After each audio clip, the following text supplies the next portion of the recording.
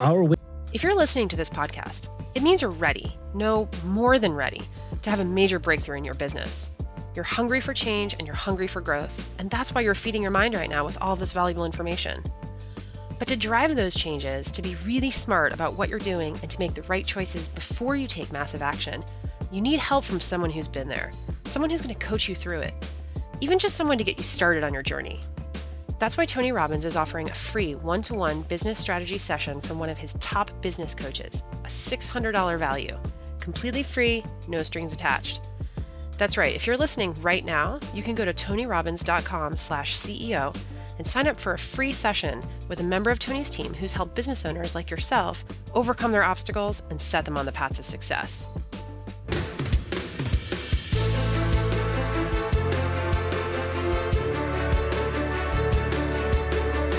Hey guys, welcome back to the Tony Robbins Podcast. This is Anna, Editorial Director for Robbins Research International. In this episode, we're continuing our Business Mastery Panelist series with an exclusive interview between Tony and Iqram Magdon-Ismail, the co-founder of the digital payment platform Venmo. In case you're not familiar with Venmo, the premise is pretty simple. You connect the app to your checking account, and you can send and receive payments to anyone with just a tap and a swipe of your smartphone. It's the ideal solution for splitting bills and paying your friends back, especially for anyone who doesn't like carrying around cash. Venmo makes exchanging money incredibly simple, and it takes the awkwardness out of asking someone to pay you back. Paying for everything from cab rides to dinners to rent, utilities, it's all streamlined. Venmo was acquired by Braintree in 2012 for $26.2 million, which in turn sold to PayPal for $800 million. And now, Venmo processes more than $6.8 billion in payments every quarter. Yet, as ubiquitous as Venmo is today, it wasn't an easy path to success. Iqram and his co-founder, Andrew Kortina, endured countless obstacles in their early years, struggling to raise capital and almost closing their doors at one point. In this episode, Tony talks to Iqram about the evolution of Venmo, from idea to fruition to acquisition, and how they were able to persevere through even the darkest periods. They discuss the importance of learning to embrace criticism, creating your company's story, and using the no's to refine your approach to find that pivotal yes. Ladies and gentlemen, welcome Iqram, the founder of Venmo. Give him a hand. I am excited. Nice to have you. Thank you. Tell us the history of this. I mean, you started out, I guess, with you and your roommate. You started out with a different business. You also iterated. Tell us a little bit about what your original business was and how did you iterate and what made it take off? Yeah, so I had the fortune of being paired with Andrew Kortina, my first roommate in college, and we got to know each other there. So that's how we became friends. And when we were, in college, we started thinking like, what are we going to do once we graduate? Good question to ask. and a lot of our friends After a lot of partying, was this, or prior to that? Yeah, a couple cocktails here or there. And a lot of our friends were following routes that we weren't really interested in. So some were becoming investment bankers, some were doing tech gigs at companies like Facebook, Google.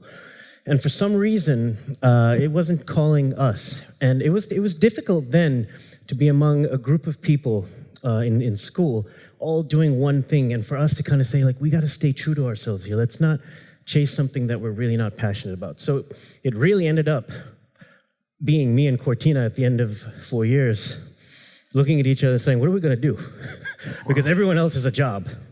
So we graduated, and what we started doing was let's find ways for us to make ends meet while we figure out what we're really passionate about. Yeah. Because we weren't ready to join an investment bank or a tech company as an engineer. I was an engineer by trade, and he was a philosophy student. So we went around door to door in Philadelphia, knocking at restaurants, and we said to restaurant owners, can we make you a website for free food?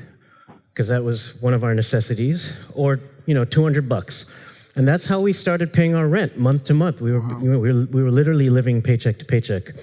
And eventually we were like, okay, no one wants to give us free food, and it's really, really tough to convince a website to spend $200 on a website, so we got to find something else. And that led to the next thing, and it was Kortina and I just getting to know each other in different capacities. And eventually, fast forward 5 years, after the two of us had started a few companies together, some that didn't pan out, some that did, we ended up living apart. I was in Philadelphia, he was in New York City, and one weekend I left my apartment and I got on a Bolt bus, and I was late as usual.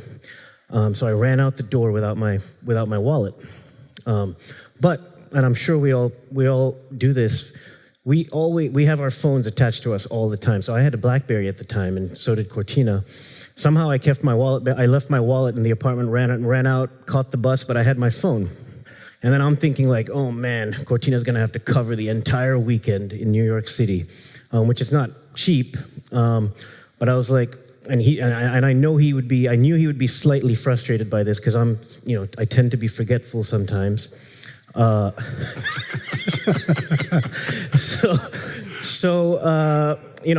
get to New York, and I didn't tell him, I didn't text him on the way saying, hey, by the way, you're gonna have to cover my bill. I got there, and I was like, hey, Kortina. Wait for a personal presentation about that. Hey, Kortina, look, I left my wallet in Philly. You mind covering me? And he was already in credit card debt. And he's like, all right, now I got to take Iqram for the weekend. Fine. We were good friends, so it was all good. And we went out Friday night.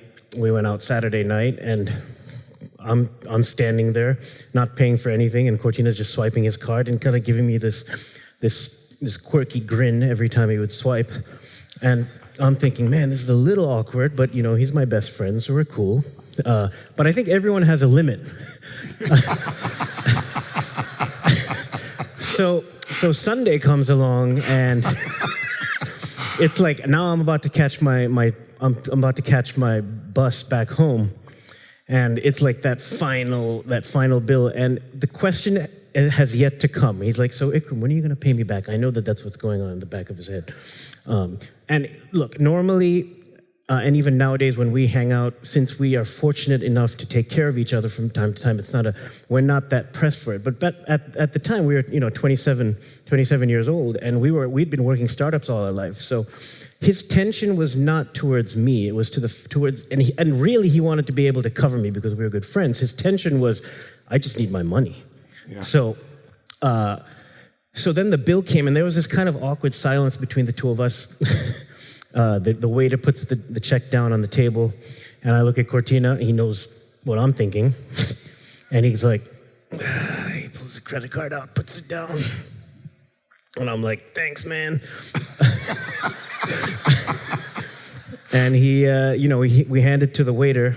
Waiter comes back, and we have this tense, amazing silence. Sometimes in these tense situations come the best of ideas. Or the best of outcomes. And we both, as soon as the check came back to the table, Kortina and I looked at each other and he said, oh, what if I could have just sent you the money for this restaurant bill with my BlackBerry? And that was it. And we kind of said it at the exact same time. And then we extended it further and we said, wait, if we could send each other money, what if we could use our phones to pay back the restaurant? And now we don't have to take our wallet wherever we go. And that was the moment Venmo was born for us. It was a need that the two of us had. There was a little bit of tension, and we were kind of anxious, which was pushing us to find a solution that would keep us together as friends. And we're going to remain friends to the grave, but it was like there was a moment there, and we brought Venmo out of it. So that's how it started. Pretty amazing. Tell me, give a hand for that for stars, for sure. What, the social aspect of Venmo, tell me how that evolved, because is that more, there's many ways to transfer money, but there's Google and Xerox and Facebook. There are certain people, like Google it, Venmo, like just Venmo me has become the phrase, especially amongst millennials.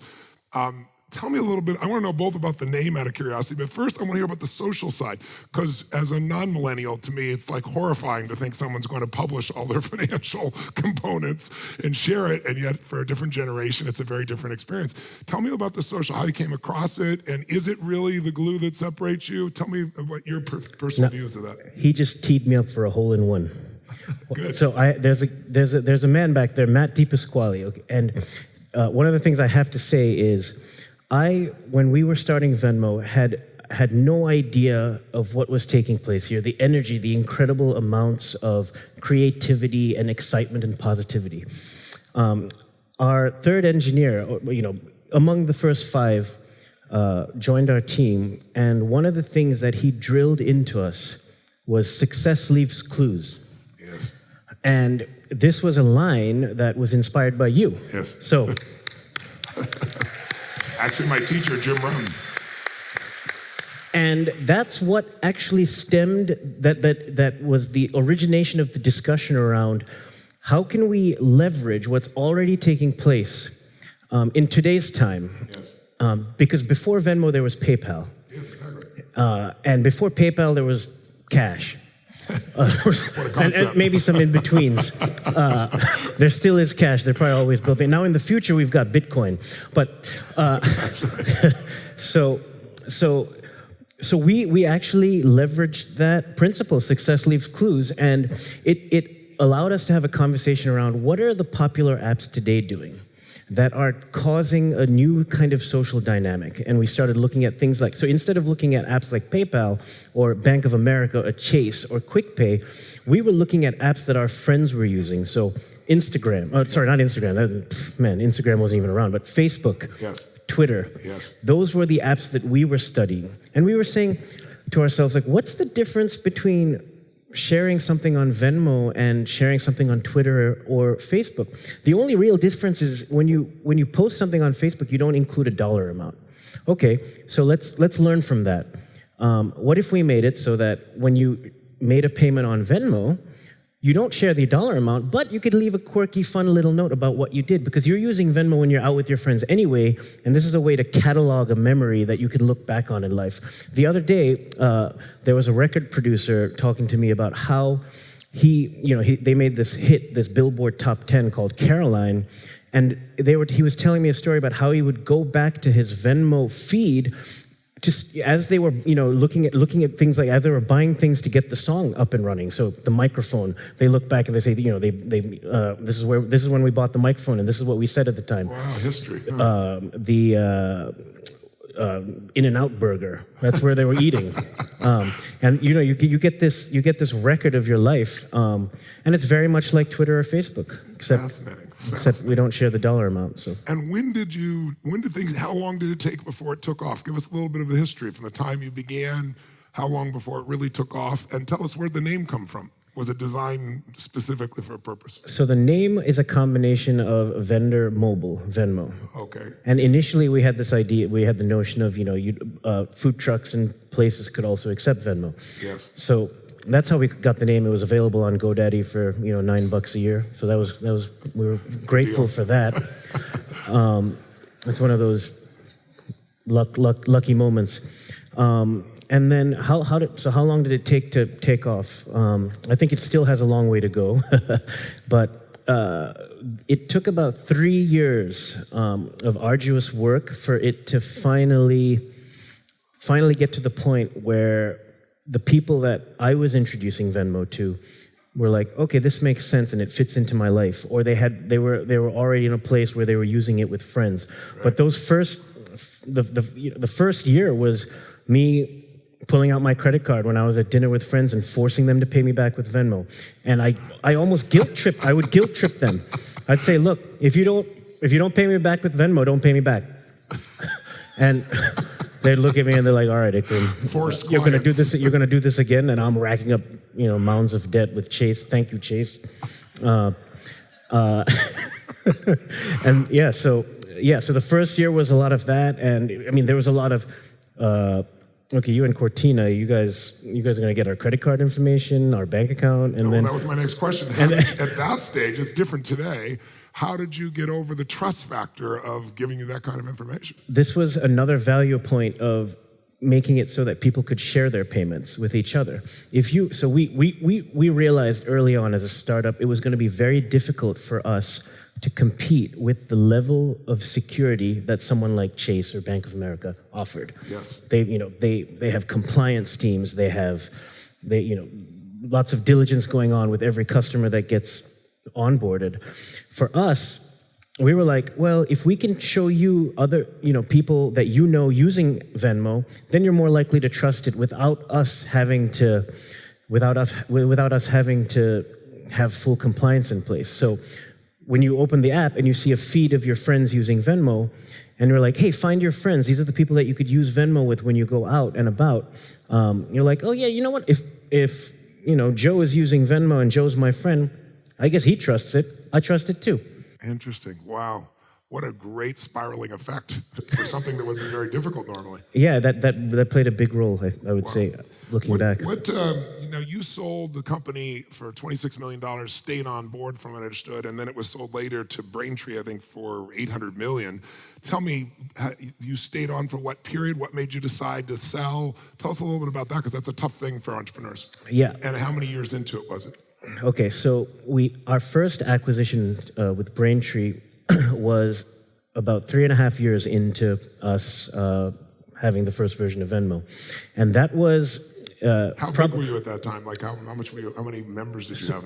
So we had 5,000 active users and 25,000 users, which is, to me, the fact that Braintree came in and took us on is I'm forever grateful for.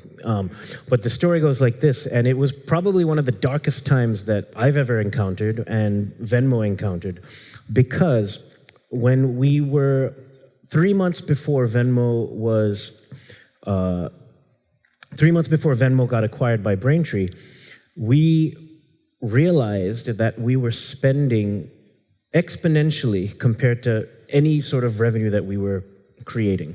So we actually didn't make any money from day one, because we still today offer Venmo as a free service. So when you pay your friends back, it's free. And early on, we were incurring a 3% credit card fee per transaction. So when we giving it for free, but you were being charged to give the service. Yeah, and it got to the point where we had raised $5 million, and we were set out to spend in 1 year $35 million.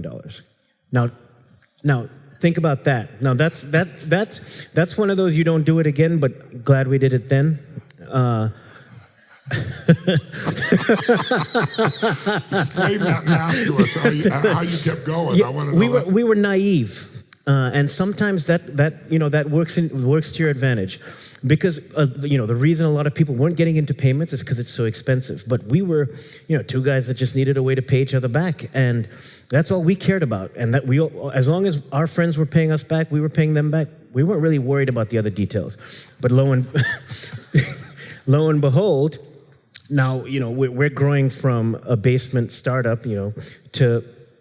We have a board of directors. We've raised our first round of funding, and we're starting to learn about financial planning. We were very much learn as we grow. Yes. We start looking at the numbers, and there was a 2-month period where all of a sudden Venmo, the amount of volume that was flowing through Venmo started increasing exponentially, and we only caught it 6 months after we had raised our Series A round of financing. Yes. And I remember very vividly being in a board meeting with me, Kortina, and 3 other people, Samir Gandhi from Excel, and Ian Sigalo, and Eric Weisen from RRE. And we said, look, we really need you to re-up your investment, because we think Venmo is still going to be a big smash, but unfortunately we have some cost structures to fix. Now, I've learned the second time around how to back that up. because the first time we were a little nervous. We didn't really know we could fix it. And our investors were viewing us as a seed stage investment. They just wanted to see, look, can these guys take it from this phase to the next? And the next phase for us was, we need $100 million to continue growing a 5,000 member company, to the next PayPal. And that story, if you imagine us telling that story then, 6 months after raising our first $5 million, we weren't that convincing, because they were like, well, how did you not see this in the first place? Well, we erupted, we didn't know. So none of our investors were willing to participate in our next round. That said, we were all trying to figure it out together. It was more like, hey, can we find another solution? And in this period, Kortina and I were having conversations like, okay, we're not going to be able to make next month's payroll. So we started talking to our employees about what it would take for us to wind Venmo down. Him and I were thinking about possible things we could do to keep it around if it was just the two of us running it, because we really, really didn't want to let go of Venmo. And one of the things that was really nice about Venmo is the entire team, no matter how much money we were making or how much we had to gain, the entire team was very passionate about the product, because we put our blood, sweat, and tears into making that product an experience that people would love. And 2 weeks before, so I had a meeting like this in front of not this many people, but 25 people, and I sat down and I said, it must be much tougher with this many. And I sat down and I said, look, thank you for all your hard work, but it seems like we're not able to garner any more investment to continue running Venmo. As you know, it's very expensive, and we made a few mistakes in terms of our cost structure that we had to fix. And hopefully we all learned something together. Let's take all this energy and build something great next time around. That was the conversation we have, and now everyone at the company is looking for another job, or we're trying to help people figure out what comes next. And by the grace of Spirit, God, whatever, good energy and positive vibes, this guy, Bill Reddy, called us up and said, and it was an introduction from one of our board members, Samir Gandhi, and said, hey, what are you guys up to with this Venmo thing? And he was the CEO of a very profitable company called Braintree that was not a consumer-facing product. It was a B2B product. And he was looking for a young consumer team to come and spice things up a little bit for them. And he called us up and he said, hey, we really like what you're doing with Venmo. Can we fly you out to talk about it? And we didn't really know then that this was would lead to any sort of acquisition. And this is something that I remind myself, of every day. You never know what sign you're going to get. But if you feel something and it feels great, follow it. The way Bill talked to us was he was very passionate about what we were doing. We talked to Groupon. Groupon offered Venmo $3 million, and we'd raised $5 million. Facebook interviewed our entire team, decided to pass. MasterCard was interested, but there was going to be a year-long diligence, and we're like, a year? And Bill Reddy flew us into Chicago. We were in a room with 6 or 7 people, and in the middle of it, Bill said, we were talking about, like, can we partner with you? Can you fund us for another 6 months while we, figure out this cost structure? You can own a piece of Venmo, and then we'll, let's make a partnership. And Bill goes, well, what if we just did an acquisition? And I was the one that answered that, and I said, yeah, let's do it. When you're 2 weeks to closing your doors. Yeah, baby. And he said, how much? I said $26.6 million. That was it. And he said, I'm in. And that's how it went down. Like, I hope Bill's watching. Thank you, man. And we're brothers now. And it's like that. The purest. I mean, just for an idea, every investor that we pitched Venmo to said no, but one said yes, And we kept pitching. For me, one of the things that I studied in school was theater. And what you learn when you're in theater class is how to accept criticism. And if you can accept criticism, you can build upon that. So all the no's that investors were giving us were just our ways of refining the pitch so that we could eventually find that one yes. It was practice. And then the person that said yes is the one that introduced us to Bill Reddy, who's the one that said yes again. And he was the only person that was interested in acquiring Venmo that said yes. But we would fight for those yeses, and when we got them, we took them. So. And you learned when they said no, you looked at why. It sounds like to dig underneath. Yeah, what's missing from the story here? Yes. And then you go back to the drawing board. You figure out how to reshape the story, and you keep. There are 8 billion people. Wow. And so for you now, I'm sorry for my ignorance, are you still involved with the company? It's been sold, or you were involved during the days that it was still part of Braintree, is that correct? I'm not officially involved. Every now and then I get a text from the product team saying, what do you think of the new Venmo mission? And I say, talk to my agent. I'm just kidding. I'm just kidding. But,